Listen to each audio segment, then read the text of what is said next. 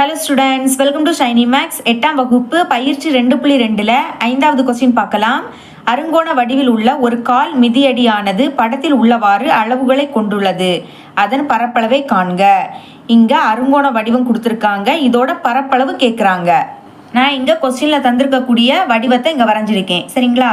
அப்ப எழுதிக்கலாம். தரப்பட்ட வடிவத்தின் பரப்பளவு இஸ் ஈக்குவல் டு, இந்த கோடு இந்த அருங்கோணத்தை 2 சரிவகமாக பிரிக்குது. சரிங்களா? மேலே சின்ன பக்கம், கீழே கொஞ்சம் பெரிய பக்கம். அடுத்து இந்த சைடு சரிவாக இருக்குது. அப்போ இது என்னது? சரிவகம். இந்த 2 சரிவகமும் சம அளவு தான். அப்போ என்ன பண்ணணும்?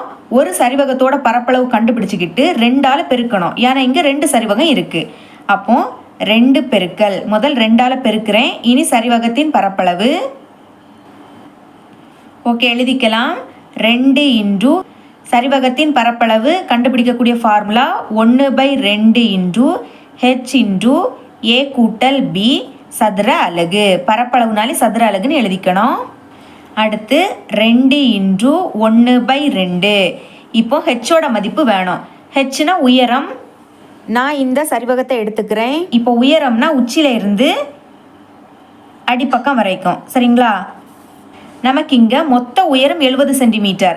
அதில் பாதி தான் வேணும். இது வந்து பாதினா இந்த 70 2ஆல் வகுக்கணும். சரிங்களா? 4 2 2, 7ல் 2 3 வாட்டி இருக்கும். 3 2 6, 7லேருந்து 6 கழிச்சா 1. இது இப்போ 10. அப்போ I2 10. 2ஆல் வகுக்கும்போது என்ன கிடைக்குது? 35ன்னு கிடைக்குது. அப்போ உயரம் ஹெச்சோட மதிப்பு 35 சென்டிமீட்டர். இப்போ ஹெச்சுக்கு பதில் 35ன்னு எழுதிக்கலாம். பெருக்கல். இனி ஏயோட மதிப்பும் பியோட மதிப்பும் வேணும். ஏ அப்படின்னா இந்த மேலே இருக்கக்கூடிய பக்க அளவு. சரிங்களா? 70 சென்டிமீட்டர் எழுதிக்கலாம். அடுத்து பியும் வேணும் இல்லையா? கண்டுபிடிக்கலாம்.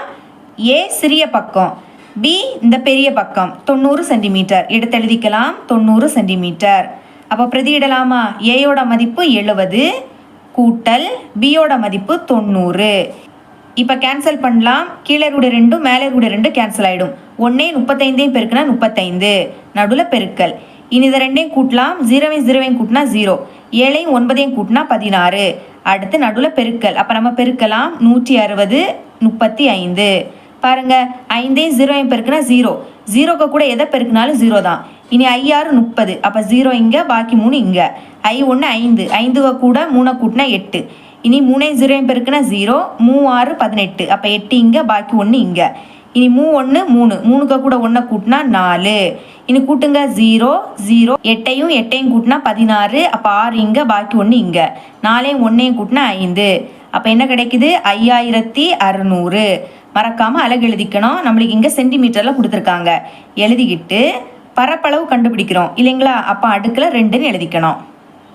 ஃபைனலாக ஆன்சரை தனியாக எடுத்து எழுதிருங்க. தரப்பட்ட வடிவத்தின் பரப்பளவு ஈக்குவல் டு 5600 சென்டிமீட்டர் ஸ்கொயர். இவ்வளோ தான் இந்த சம்.